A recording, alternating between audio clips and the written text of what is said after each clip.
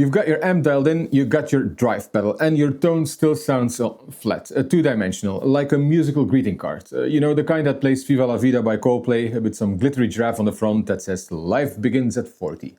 Your tone has no depth, no texture, and frankly, no character. It's boring, and you're wondering why you still sound like an amateur. Well, probably because just like me, you are one. But let's fix that. If you're just joining us today, this is our fourth stop on our forced march towards tonal competence. We handled the boring but necessary gain and compressor, we survived the absolute chaos of the amp selection screen, and we even tackled the drive pedals. And today, we're diving into the modulation slot. This slot is the secret weapon. It's what separates the legends from, well, you. It's the difference between a flat, lifeless recording and a 3D soundscape that has movement, texture, and life. But it's also the slot where most people crash and burn. You click on a flanger because it sounds cool, and suddenly your guitar sounds like that dude from Police Academy. So consider this our intervention. We're going to demystify this entire slot. We'll cover what modulation is, how to use it, when to use it, and what real-world, insanely expensive pedals these little digital models are based on. And I'll even show you how to pair them with the right amps, so you can finally start crafting tones that, quite frankly, don't suck. And as a quick reminder, your spark tone is a chain of 7 slots: gate, compressor, drive, amp, modulation, delay, and reverb. And today we're on slot 5, modulation. But first, what even is modulation? It sounds complicated, but it just means movement. At its simplest, these pedals take your original dry signal and create multiple copies of it, alter those copies in some way, maybe detune it, maybe filter them, and then mix them back together. Now, we could get academic and categorize these by either time-based or filter-based, but let's be honest, you'd fall asleep, and we're not here to be your lullaby, so we're going to keep it simple. We're going to categorize them into 4 common sense families: chorus effects, tremolo effects, phaser and vibe effects, and pitch-only effects. That's it. And yes, before some genius in the comments points it out, Positive Grid also stuck the guitar EQ in the slot. Why? Who knows? Maybe an intern was feeling creative. An EQ is obviously not a modulation effect, it's utility or a tool, and it shouldn't be in the modulation slot. So we're skipping it today, and maybe we'll cover it in a separate video later.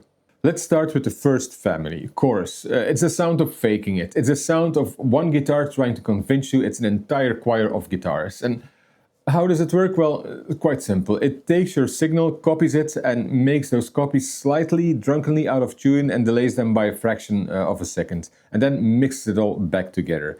This effect basically defined 2 entire decades. It was the sound of 80s excess, that bright, glassy, expensive-sounding shimmer you heard on every pop ballad, and then it became the sound of the 90s, angsty, with a dark, watery dampness.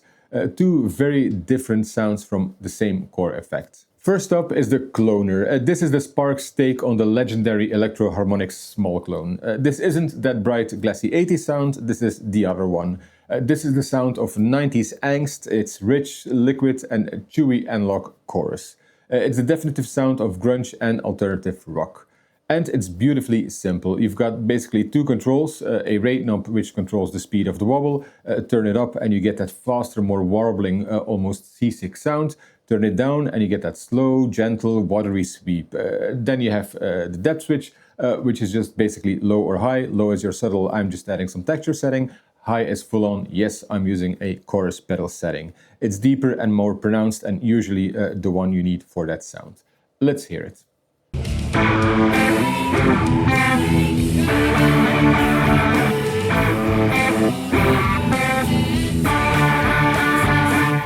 So how do you get that sound? Well, for the definitive 90s grunge tone, you're pairing it with distortion. You use the black op. But if you just want to hear that rich analog chorus in all its glory without the grunge, you pair it with a pristine, clean amp. Use the Black Duo, your Fender Twin Reverb. It's the perfect clean platform that lets that chewy liquid texture speak for itself. Next is a digital chorus, which is based on a Boss CH1 Super Chorus. This is the other sound. It's not warm and chewy, it's clear, bright and hi-fi. This is that quintessential 80s style glassy tone. You've heard this on countless pop, rock and even metal ballads. This is the intro to Welcome Home from Metallica. It's Friday I'm in Love by The Cure. It's that sound. And unlike the cloner's beautiful simplicity, This one gives you options. If you got 4 knobs to play with, first one level, that's the effect level. It just blends your dry signal with the chorus. All the way down is just your guitar. Crank it up and you're swimming in it. Tone, this one only changes the brightness of the chorus sound, not your main signal. Turn it up and you get that bright 80s shimmer. Turn it down and you make it warmer. Rate, just like the cloner, this is the speed of the wobble. And then finally depth, this is the intensity. At a minimum, it's subtle. Crank it up and you get that wide, dramatic detuning. It's how you go from gentle shimmer to a full-on warble.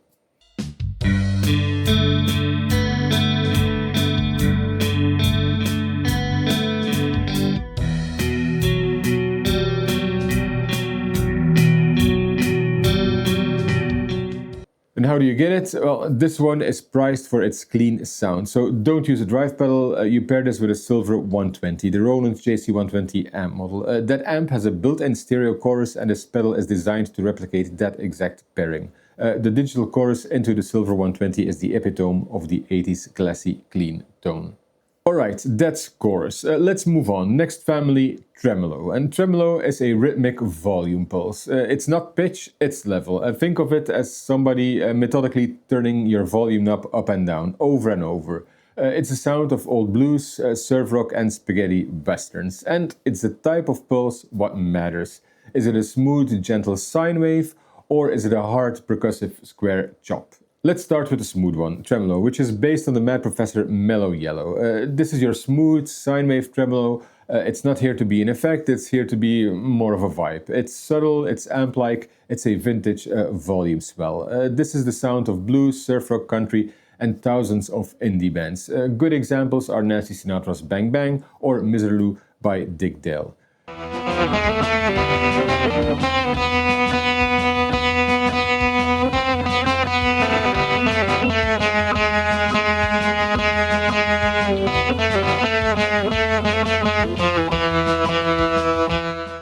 This effect is literally trying to simulate the vibrato, which is actually tremolo that was built into old Fender amps. So the perfect pairing is a Fender amp. Shocking, I know. You pair this with the American Deluxe, that's the 65 Deluxe Reverb. That's the sound. And if you want to add a little grit and make it more swampy, you just give it a mild push with the tube drive. Simple and effective. Next is the Tremulator, which is based on the highly regarded Demeter TRM-1. This one is a bit different. It's an optical tremolo, which means it uses a tiny internal light and a light-dependent resistor to create the pulse. And what does that mean for you? Well, it means the wave shape isn't perfect. It's not a perfectly symmetrical sine wave. It's slightly asymmetrical, which our ears perceive as more musical, more natural, and you guessed it, more swampy. This is your blues rock, Americana, and classic rock sound. This is the atmospheric pulse you hear in the intro for What It's Worth by Buffalo Springfield. Lines being drawn. Nobody's right if everybody's wrong. Young people speaking their minds are getting so much resistance from. Now this pedal has a hidden trick. You got your usual speed and depth knobs, but you also got that BPM switch. When it's off, the speed knob works exactly as you expect, but when you turn the BPM switch on, it syncs the tremolo speed to the master tempo of your Spark app, your tap tempo, your backing track, whatever. And for the pairing, this one loves an AC boost, the Vox AC30 model. The chime of that Vox amp just pairs beautifully with the characteristic drop of the optical tremolo. And if you want to push it, you just hit the front with a clean booster, the MXR micro amp, to get that natural sparkling Vox overdrive. But what if you don't want subtle or swampy? What if you want to sound like a machine? Well, that's the Tremolo Square, which is based on the TC electronic pipeline. This is not a smooth sine wave, this is a hard, sharp square wave chop. This is an on-off switch. It's rhythmic, it's percussive, and it's aggressive. This is the sound of experimental rock, shoegaze, and electronic music. This is the stuttering helicopter blade sound you hear on Planet Telex by Radiohead, or the galloping rhythmic pulse in Nights of Sidonia by Muse.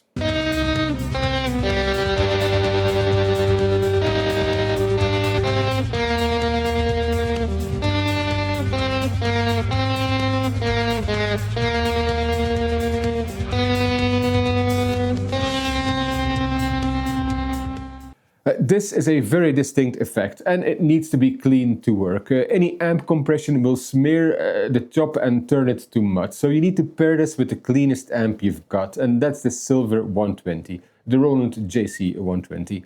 Its massive headroom ensures that on is on and off is silence. But if you really want to get weird with it, you can create that massive stirring shoegaze wall of sound. And how you do that? Well, you put the guitar muff, the big muff pi, before the Tremolo Square. The fuzz creates the wall of sound and the tremolo just chops it into pieces. Alright, on to the next family, phaser and vibe effects. And this is where things get weird. These are the psychedelic, swirling, swooshing effects. They work by splitting your signal and sending one part through special filters that move up and down, creating a sweeping sound. A phaser is a swoosh, a vibe is more of a drop, and a flanger is, well, more like a jet plane. Let's start with that one, because it's the one you're most likely to abuse, the flanger. This is based on the Electro Harmonix Electric Mistress, and this is the Michael Winslow pedal. Remember him from the intro. This is it. This is a jet plane whoosh. It's more dramatic, more metallic, and more obnoxious than a phaser. It's hard rock, it's psychedelic, it's new wave. It's Barracuda by heart, and most famously it's the sound of Eddie Van Halen.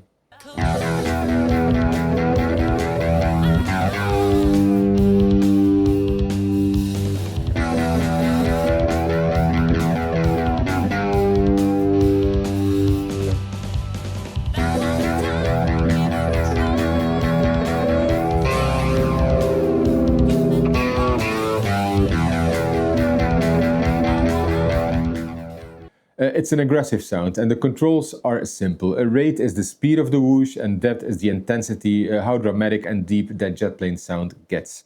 Now, the only way to get that classic Van Halen sound is to do it like Eddie, with no drive pedal. You pair this with the plexiglass, the Super Marshall lead, and you crank the amp all the way up. The flanger goes before it, coloring the distortion itself. That's the sound. Use it with taste, which, let's be honest, usually means not at all. Okay, let's take a quick break. If you find this video helpful, or if you just want to support the continuation of this series, give this video a like. It does make a difference. And subscribe, because this series isn't over yet. Next up is the Mini Vibe, which is based on the Voodoo Lab Micro Vibe. This is a compact version of the legendary Uni Vibe, which we'll get to later. It's designed to give you that classic chewy, throbby face sound. This is less of a jet plane and more underwater type of sound. It's pure psychedelic rock, blues rock and funk. This is that fast shimmering texture on Daft Punk's Get Lucky, and it's all over modern psych rock like Tame Impala.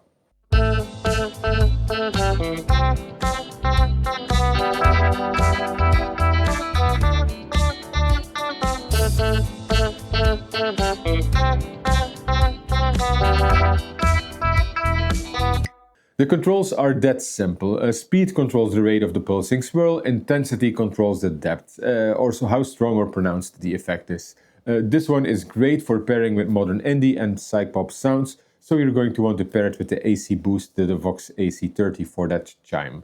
And if you want to add grit without turning it to mud, you push it with a clone drive. The clone's transparent overdrive adds harmonics without wrecking the chewy character of the vibe itself. Next is a phaser. This is based on the classic MXR M107. Now, this is often confused with a flanger, but it's a very different beast. Where the flanger is a metallic jet plane, the phaser is a smooth, swirling, funky swoosh. It's more subtle, more vocal, and arguably more musical.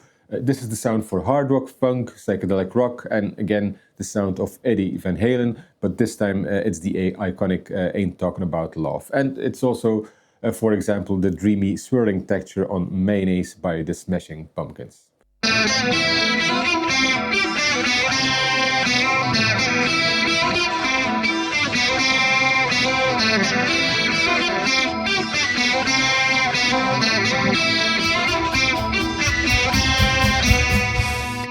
The controls are simple. Intensity controls the depth of the phaser, low is a subtle motion, high is a dramatic deep swoosh.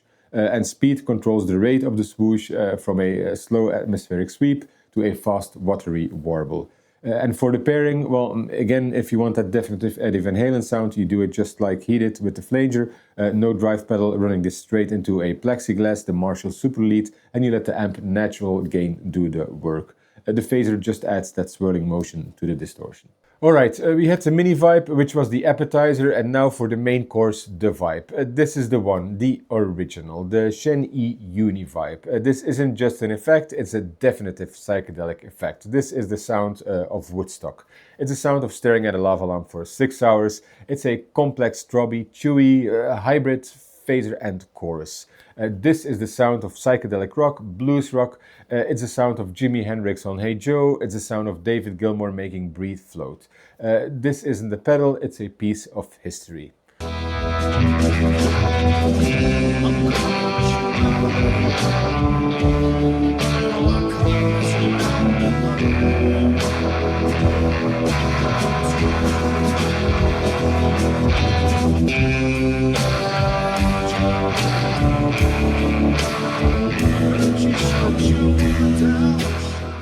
Now the controls, you got speed for the rate of the drop, intensity for the depth, how deep you're going, but the magic is in the switch. It has two modes, chorus and vibrato. Vibrato is not what you want for that classic sound. In this mode, it's just a pitch shifted signal through pitch wobble. But in the chorus mode, well, this is the one, that's the sound. It mixes your original dry signal back in with the modulated one, and that's what gets you that classic shimmering, otherworldly vibe. Honestly, you'll probably leave it on chorus forever, as you should. And how do you get that sound, that Woodstock sound? Well, it's not just this pedal, it's the holy trinity. You need the fuzz face model drive pedal. You need the vibe, of course, and a plexiglass, the Marshall Super Lead. And that brings us to our final and weirdest category, pitch-only effects. And this is what most people think is happening with all these pedals, but it's usually not. But with this one, it is true pitch modulation. It's not a volume pulse, it's not a filter sweep, this is the actual note warbling. And in this category, we have one, the vibrato. This one is based on either the BB Mindbender or the classic Boss VB2. This is a true, honest-to-God pitch shifter. It's not a chorus because there's no dry signal mixed back in. This is just the warble. And this is the sound of shoegaze, indie, lo-fi. This is how you get that subtle old vinyl feel, or if you crank it all the way up, that C6 sound. This is the sound of Mac DeMarco's entire career, like on Chamber of Reflection, and it's also the sound of classic 80s indie, like The Cure.